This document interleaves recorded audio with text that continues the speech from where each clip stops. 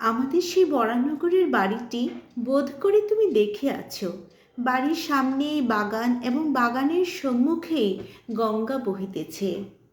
আমাদের শোবার ঘরের নিচেই দক্ষিণের দিকে খানিকটা জমি মেহেদির বেড়া দিয়া ঘিরিয়া আমার স্ত্রী নিজের মনের মতো একটুকরো বাগান বানাইয়াছিলেন।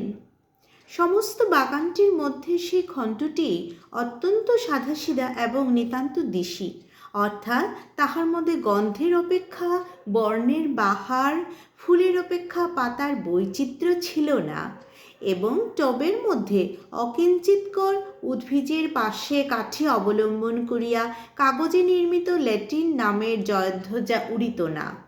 বেল, জুই, গোলাপ, গন্ধরাজ, করবী এবং রজনীগন্ধারই প্রাদুর্ভাব কিছু বেশি। প্রকাণ্ড একটা বকুল গাছের তলা সাদা মার্বেল পাথর দিয়া বাঁধানো ছিল।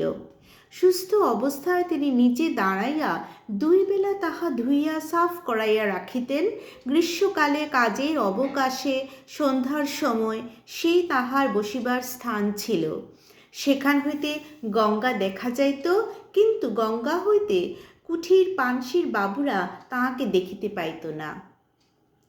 অনেক দিন শয্যাগত থাকিয়া একদিন চৈত্রের শুক্লপক্ষ সন্ধ্যায় তিনি কহিলেন, ঘরে বদ্ধ থাকিয়া আমার প্রাণ কেমন করিতেছে, আজ একবার আমার সেই বাগানে গিয়া বসিব। আমি তাহাকে বহু যত্নে ধরিয়া ধীরে ধীরে সেই বকুলতলের প্রস্তর বেদিকায় লইয়া গিয়া শয়ন করাইয়া দিলাম। আমারই জানুর উপরে তাহার মাথাটি তুলিয়া রাখিতে পারিতাম, কিন্তু জানি সেটাকে তিনি অদ্ভুত আচরণ বলিয়া গণ্য করিবেন, তাই একটি বালিশ আনিয়া তাহার মাথার তলায় রাখিলাম। দুটি একটি করিয়া প্রস্ফুট বকুল ফুল ঝরিতে লাগিল এবং শাখান্তরাল হইতে ছায়াঙ্কিত জ্যোৎস্না তাহার শীর্ণ মুখের উপর আসিয়া পড়িল। চারিদিক শান্ত নিস্তব্ধ, সেই গন্ধপূর্ণ ছায়ান্ধকারে এক পার্শ্বে নীরবে বসিয়া তাহার মুখের দিকে চাহিয়া আমার চোখে জল আসিল। আমি ধীরে ধীরে কাছের গোড়ায় আসিয়া দুই হস্তে তাহার একটা উত্তপ্ত শীর্ণ হাত তুলিয়া লইলাম। তিনি তাহাতে কোনো আপত্তি করিলেন না। কিছুক্ষণ এইরূপ চুপ করিয়া বসিয়া থাকিয়া আমার হৃদয় কেমন উদ্বেলিত হইয়া উঠিল। আমি বলিয়া উঠিলাম, তোমার ভালোবাসা আমি কোনো কালে ভুলিব না। তখনই বুঝিলাম কথাটা বলিবার কোনো আবশ্যক ছিল না। আমার স্ত্রী হাসিয়া উঠিলেন। সে হাসিতে লজ্জা ছিল, সুখ ছিল এবং কিঞ্চিৎ অবিশ্বাস ছিল, এবং উহার মধ্যে অনেকটা পরিমাণে পরিহাসের তীব্রতাও ছিল। প্রতিবাদস্বরূপে একটি কথা মাত্র না বলিয়া কেবল তাহার সে হাসির দ্বারা জানাইলেন, কোনো কালে ভুলিবে না, ইহা কখনো সম্ভব নহে এবং আমি তাহা প্রত্যাশাও করি না। এই সুমিষ্ট সুতীক্ষ্ণ হাসির ভয়ে আমি কখনো আমার স্ত্রীর সঙ্গে রীতিমতো প্রেমালাপ করিতে সাহস করি নাই। ও সাক্ষাতে যে সকল কথা মনে উদয় হইত, তাহার সম্মুখে গেলেই সেগুলোকে নিতান্ত বাজে কথা বলিয়া বোধ হইত। ছাপার অক্ষরে যেসব কথা পড়িলে দুই চক্ষু বাহিয়া দরদর ধারায় জল পড়িতে থাকে, সেগুলো মুখে বলিতে গেলে কেন যে হাস্যের উদ্রেক করে, এ পর্যন্ত বুঝিতে পারিলাম না। বহু চিকিৎসায় আমার স্ত্রীর রোগ উপশমের কোনো লক্ষণ দেখা গেল না। ডাক্তার বলিল, একবার বায়ু পরিবর্তন করিয়া দেখিলে ভালো হয়। আমি স্ত্রীকে লইয়া এলাহাবাদে গেলাম। এখানে দক্ষিণাবাবু হঠাৎ থমকিয়া চুপ করিলেন, সন্দিগ্ধভাবে আমার মুখের দিকে চাহিলেন, তারপর দুই হাতের মধ্যে মাথা রাখিয়া ভাবিতে লাগিলেন। আমিও চুপ করে রহিলাম।